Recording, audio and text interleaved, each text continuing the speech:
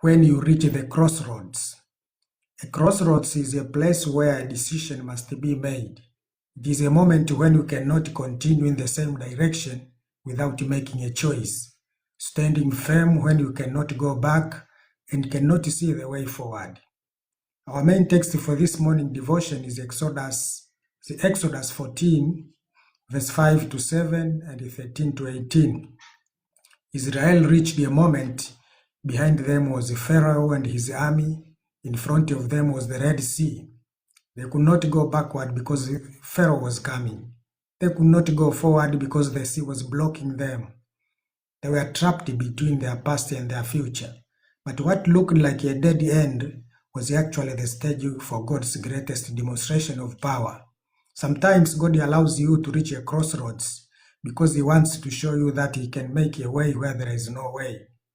Number one, the enemy may pursue you after your deliverance. In Exodus 14:5, we see that, "What is this we have done, letting Israel go?" This is the words from Pharaoh. Pharaoh regretted releasing Israel. He mobilized his army and pursued them. Israel had left Egypt, but Pharaoh wanted them back. This teaches us something important. Your deliverance does not mean the enemy will stop fighting immediately. Sometimes after we make progress, resistance increases. You begin praying seriously and opposition comes. You start rebuilding your life and unexpected problems appear. You decide to obey God and all the temptations return. You even begin walking in freedom when the enemy tries to pull you back into bondage. The enemy remembers the territory where he once had influence. Even when we read in the gospel, we learn there about the unclean spirits. When demons leaves, it comes again and take a peek to see what has filled the previous space. And when it discovers that there is emptiness, no Jesus, it goes out and call out the spirit which are more wicked than himself. And the condition of the person becomes worse than the first. But here is the good news. The enemy may pursue you, but he cannot possess you when God has claimed you. Israel was no longer Pharaoh's property. They belonged to God, and you belong to God. Number two, do not be intimidated by the number of your enemies. Pharaoh did not come alone. We see in Exodus 14:7, he took 600 chosen chariots and all the other chariots of Egypt. Israel looked at an enormous army, very extremely large in size army, but they needed to stop looking at the size of Pharaoh's army and start looking at the greatness of their God. Sometimes your problem looks bigger because you keep staring at it. You count the enemies, you count the bills, you count the disappointments, you count the people against you. You count your failures, but faith asks a different question. How big is my God? Your enemy may be numerous, but God is great. In Romans, we are told if God is for us, who can be against us? Don't measure your failure by the number of people opposing you. Measure it by the power of the God who is with you. Number three, stand firm when you reach the crossroads.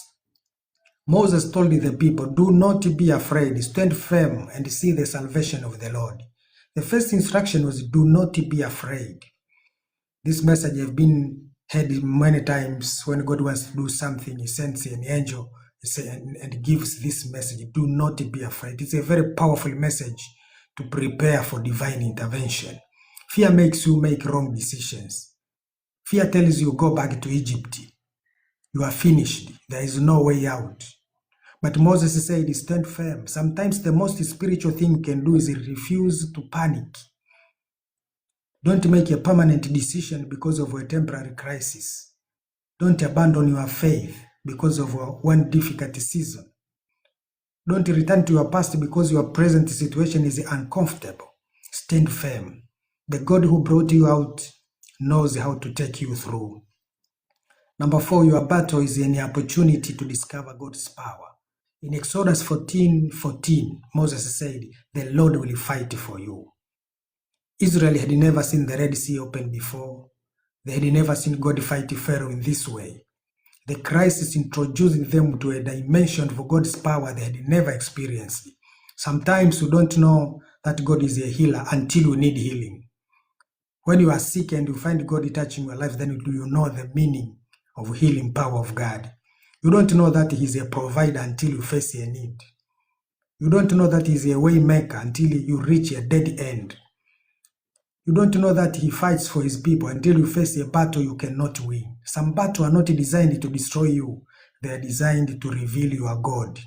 Your current battle may become your greatest testimony. Number 5, stop crying and start moving. Then God said something surprising to Moses. Why do you cry out to me? Tell the children of Israel to go forward. Moses was crying to God. God answered, move. There is a time to pray, there is a time to wait. But there is also a time to move in obedience. Some people keep crying over a problem when God has already given them an instruction. They are waiting for God to do something while God is waiting for them to take the steps He commanded. Prayer must eventually produce obedience. If God says move, move. If God says forgive, forgive. If God says start, start. And if God speaks, you have also to speak. If God says stretch out your hand, stretch it out even if you have never done that before, because the obedience is the starting point of your miracle. Number 6, follow the word God has given you. In Exodus 14:16, God told Moses, lift up your staff and stretch out your hand over the sea and divide it. The staff represented what God had already placed in Moses' hand. Moses had to use what God has given him. The miracle was not going to happen by passive observation. Moses had to act on God's instruction. You have something God wants to use for you as a starting point, as a seed for your miracle. There are moments when God has already given you something to use. Discover yourself. You have a gift. You have an idea. You have a skill. You have an opportunity. You have a word. You have a ministry. You have a resource. You have an instruction. There is something God wants to use which you already have to use as a seed for your miracle. Don't keep asking God for something new when you have not yet used what He has already placed in your hand. We have been dependent on external support, but we have something to do first before someone joins you and support you from outside. Lift up your staff. Use what God has given you. Take the step of faith. Do what God told you to do and watch Him to do what only He can do. Number 7, God can turn your enemy into a witness of His power. In Exodus 14:7, God said He will gain honor over Pharaoh and over all his army. This is powerful. God was not merely interested in delivering Israel. He wanted to glorify His name.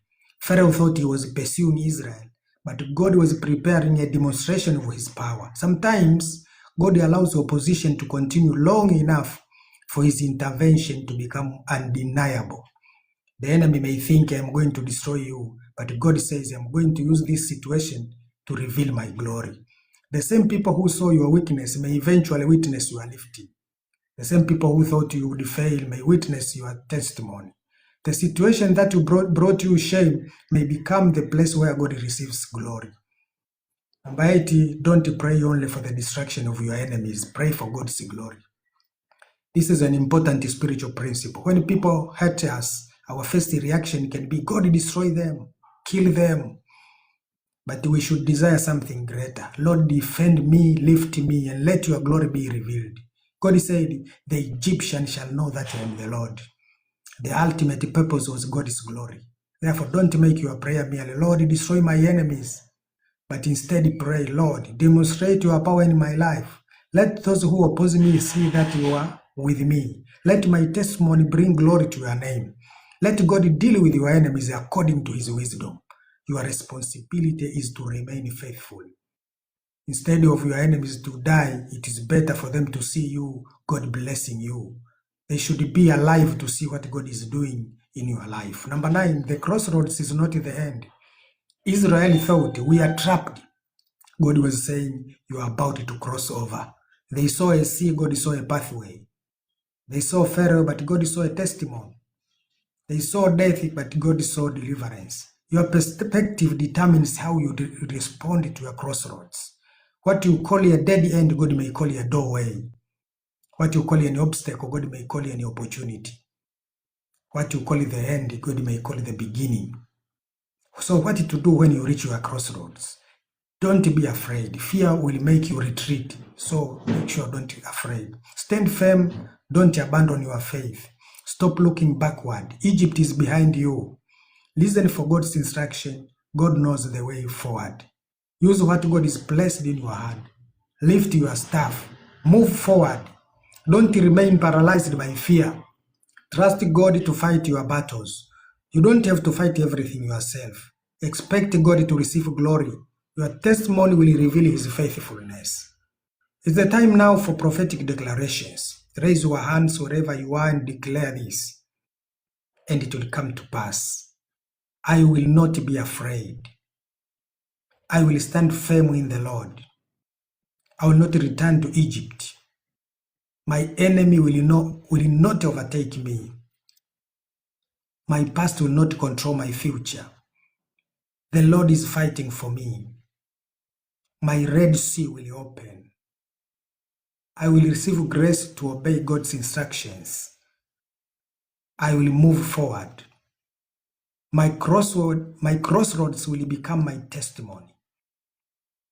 My battle will reveal the power of my God. Those who see my battle will see my God's glory. I will cross over.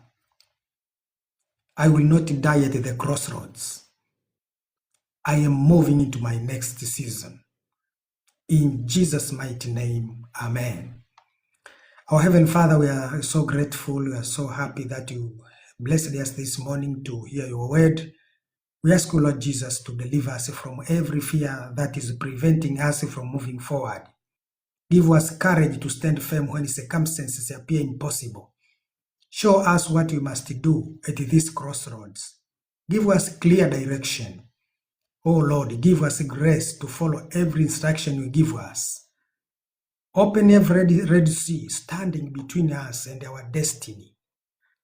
Every power pursuing our progress, lose your hold over the lives of God's people in Jesus' name. Lord, turn our situation into a testimony that will bring glory to your name. You are Lord who cares. You are Lord who is almighty, all-powerful. We cannot be ashamed because we trusted in you, and we still trust you that you are going to give every one of us a breakthrough. And we have assurance in our hearts that we didn't make a mistake in believing in you, Almighty God. Thank you, Lord Jesus, for this wonderful time. In Jesus' name I pray. Amen. Thank you very much for attending this morning.